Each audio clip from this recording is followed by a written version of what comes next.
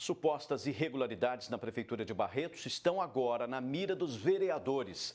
A Câmara abriu 2 comissões para investigar as denúncias de fraudes nos olerites de servidores e nos contratos firmados entre a administração e ex-parentes de ex-funcionários. A suspeita é de favorecimento ilícito. O esquema de fraudes na folha de pagamento dos servidores de Barretos também vai ser investigado pela Câmara. A Prefeitura identificou a falha que causou um prejuízo de 11 milhões de reais e afastou 105 servidores públicos. Porém, os vereadores acreditam que esse número possa ser bem maior e apontam irregularidades nos demonstrativos de pagamentos de funcionários comissionados.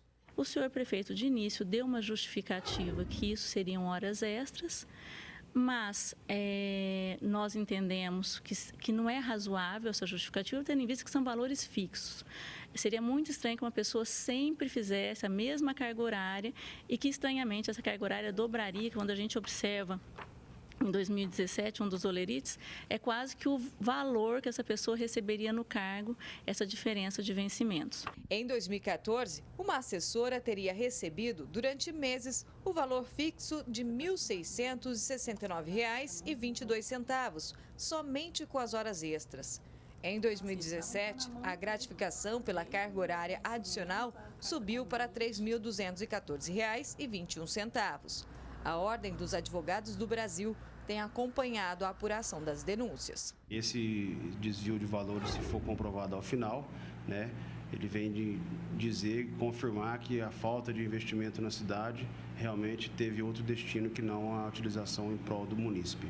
E a OAB, ela espera que tudo seja devidamente apurado, tanto no âmbito administrativo quanto no âmbito penal.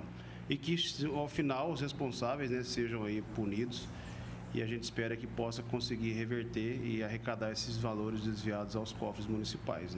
Uma outra comissão processante vai analisar os contratos feitos entre a administração municipal e empresas ligadas a parentes de servidores e ex-trabalhadores da Prefeitura. O que nós percebemos assim nas denúncias, se realmente ficar provado, é que havia um modus operandi, havia um esquema para fraudar as licitações, as cartas convites, onde se chama na carta convite 3 empresas, de tal forma que, pelo que se verifica aqui na denúncia, por exemplo, tio de assessores direto do prefeito contratados, primas de assessoras do prefeito contratada, no caso específico dessa prima, chega até a receber Bolsa Família. A CPI ainda vai apurar a contratação de funcionários para o Instituto de Previdência do município. Por ordem da Justiça, a Prefeitura teve que exonerar servidores comissionados para admitir os efetivos. Tinha um prazo de 6 meses para o governo realizar um concurso público. No entanto, a administração abriu mão desse processo de seleção e os vereadores querem saber os motivos. Nesse caso, ele dispensou a licitação, fez uma contratação direta e, pasme, com pessoas que foram as que o Poder Judiciário tinha determinado que se demitisse. Então, são denúncias muito sérias que nós pretendemos aí investigar com rigor, porque nós estamos falando de dinheiro público. A gente espera que essas 2 CPIs possam avançar e exercer o papel realmente dos vereadores, que é de fiscalizar o Executivo. E na conclusão dos trabalhos deles, que eles possam detectar se houve realmente algum tipo de favorecimento ou não, se houve realmente o desvio ou não e para quem foram os principais beneficiados. Ximene Osório, de Barretos, para o Jornal da Clube. O prefeito de Barretos, Guilherme Ávila, declarou que é favorável às 2 CPIs e que a Prefeitura vem fornecendo toda a documentação requisitada pelos vereadores. Agora, ao vivo, André Costa traz mais informações para a gente. André? Pois é, Pulse, diante dessas graves denúncias, realmente não dá para a Câmara aí de Barretos ficar inerte. Estevão, para a gente entender qual o poder dessas 2 CPIs, que poder essas CPIs têm? Boa tarde. Boa tarde, André. Boa tarde, Pulse. É muito importante que a Câmara dos Vereadores se posicione na abertura dessas CPIs, porque, como diz o nome, é uma comissão parlamentar de inquérito, ou seja, ela vai inquirir de onde vêm essas responsabilidades.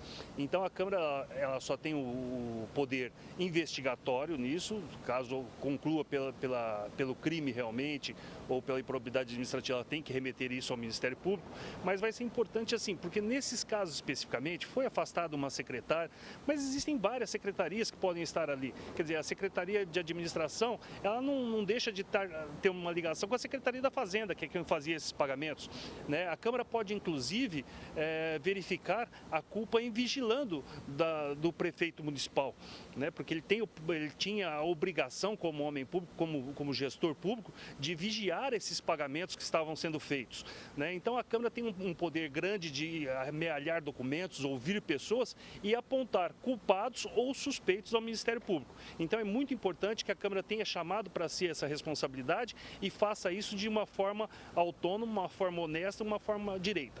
De que forma essas fraudes podem afetar uma cidade como Barretos? A Clube já tem noticiado que existem 100 funcionários aí afastados. Então, imediatamente, é o prejuízo da população no serviço público, na resposta do serviço público. E, fora isso, afeta os cofres da cidade, né? Dinheiro que poderia ser investido na educação, no transporte, em vários setores, estão sendo jogados fora porque houve um desvio de 11 milhões de reais, quer dizer, praticamente R$1 milhão ao mês, que a Prefeitura não se deu conta. Então isso é muito grave. Nós acompanhamos aí na reportagem da Ximene Osório que a OAB tem acompanhado de perto todas essas denúncias. Qual que é a importância da sociedade civil organizada no combate a essas irregularidades, doutor? Até parece que a denúncia primeira surgiu da própria sociedade para a Prefeitura. Então é importante que a sociedade acompanhe, que a sociedade peça, antes de mais nada, a transparência nas contas públicas. Porque se houvesse transparência, com certeza esse desvio de dinheiros teria sido visto antes. Então todo órgão da sociedade, toda pessoa deve fiscalizar. Entre lá no site da Prefeitura, verifique as contas, verifique como estão sendo os pagamentos e, em caso de dúvida, procure o Ministério Público, procure as entidades para que representem contra esses pagamentos irregulares. Estevão, quais outros órgãos poderiam então fiscalizar principalmente esses contratos? Veja só, tem responsável de empresa que recebe até Bolsa Família. Exato, é um absurdo, né? Esse a própria Prefeitura deveria fiscalizar. Começa pela própria Prefeitura, na culpa que nós nomeamos atrás. A Câmara dos Vereadores, principalmente, que a função dela primaz é a fiscalizatória. E nós temos a ACI, que poderia estar fiscalizando, os observatórios que existem hoje, os observatórios sociais que cumprem muito bem esse papel, a Associação de Contadores, que pega muito bem esse acerto de contas. Enfim, todas as pessoas têm obrigação e direito de fiscalizar o poder público. Estevão, muito obrigado pela sua participação aqui no Jornal da Clube. E daqui a pouco a gente volta com outras informações. Paulo Pucci. Ok, André.